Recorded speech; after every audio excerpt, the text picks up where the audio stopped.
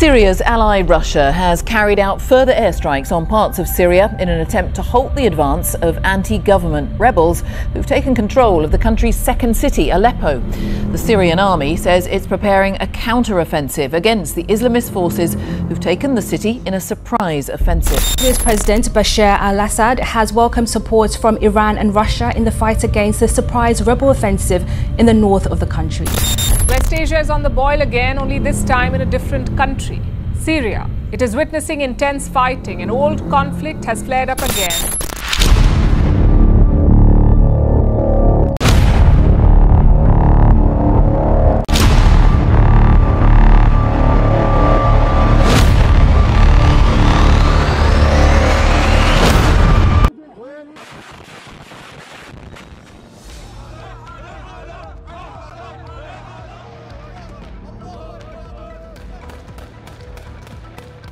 Diktatörlerin sonu budur. Diktatörlerin sonu budur. Allahu Ekber.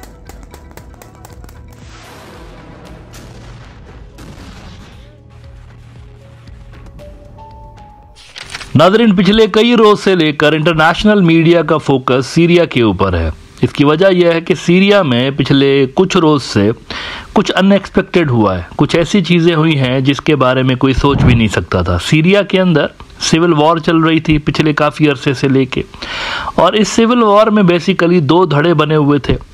इनमें से एक धड़ा ऐसा था जिसको रशिया और ईरान सपोर्ट करते थे, बशार अल असद का धड़ा, और इन्हीं की हुकूमत है वहाँ पर सीरिया के अंदर। लेकिन एक सीरियन अपोजिशन भी है, और सीरियन अपोजिशन वालों ने मिलके एक अलायंस बनाया हुआ है जिसका नाम है हयातुत तहरीर अल शम्स, जिसको HTS भी कहते हैं। अब HTS के अंदर बहुत सारे ग्रुप्स हैं। कुछ ऐसे ग्रुप्स भी इसके अंदर हैं जिनको टर्की सपोर्ट करता है, और अमेरिका के लिए भी नाम आता है कि कुछ ग्रुप्स को अमेरिका भी सपोर्ट करता है। हालांकि HTS में वो भी ग्रुप्स हैं जिसको अमेरिका टेररिस्ट ऑर्गेनाइजेशन डिक्लेयर कर चुका है।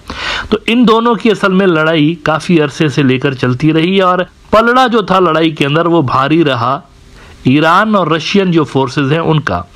अब इन्होंने पुश बैक करते करते करते ये जो अपोजिशन वाले थे, जो कि बशार अल असद की हुकूमत को गिराना चाहते थे, और अमेरिका कहा जाता है इनके पीछे रहा, तो इस अपोजिशन के ग्रुप को रशिया और ईरान बैक्ड बशार अल असद की फोर्सेस ने, यानी सीरियन आर्मी ने पुश करते करते इदलब शहर के कुछ इलाकों तक महदूद कर दिया। बाकी सारा इलाका इनसे क्लियर करा लिया। लेकिन पिछले 3-4 रोज में सरप्राइजिंगली बड़ा तेजी के साथ ये उठे हैं, और उठते ही इन्होंने इदलब भी फतह कर लिया हुआ है, और हम्मा का शहर भी फतह कर लिया हुआ है, अलीपो जो सूबा है उसका बड़ा इलाका फतह कर लिया है अचानक रातों रात।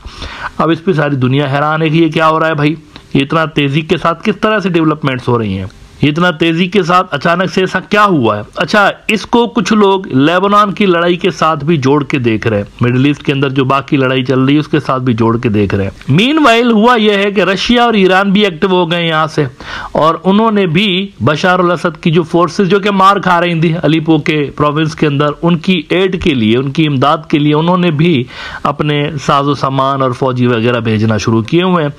और पिछले 24-48 घंटों की डेवलपमेंट्स ये है कि जो तेजी के साथ अपोजिशन का जो अलायंस है HTS ये आगे बढ़ता चला जा रहा था, तो इनकी स्पीड के हवाले से अल जजीरा में देख रहा था, उन्होंने कहा है कि इसकी स्पीड जो है एडवांसमेंट की वो थोड़ी सी स्लो हुई है। इन्होंने लिखा है कि Syria Russia forces step up air raids in a bid to slow opposition advance. Joint Syrian-Russian strikes hit residential areas in Idlib city, causing widespread destruction and killing many civilians. इसके अंदर वो कहते हैं कि the dramatic advance by a coalition Syrian opposition groups led by Hayatut Tahrir al-Shams has somewhat slowed in the past 24 hours, according to Al Jazeera's Sanem Kosiglo reporting from the Turkish-Syrian border. Now in the mean time हुआ यह है कि Russia ने भी air strikes तेज कर दी हैं Syrian opposition के ऊपर। रशिया एक्टिव हो गया अचानक से, उन्होंने जब देखा कि ये तो बहुत ही तेजी के साथ आगे बढ़ते चले जा रहे हैं, रेजिस्टेंस इनको खास कोई फेस करनी नहीं पड़ी।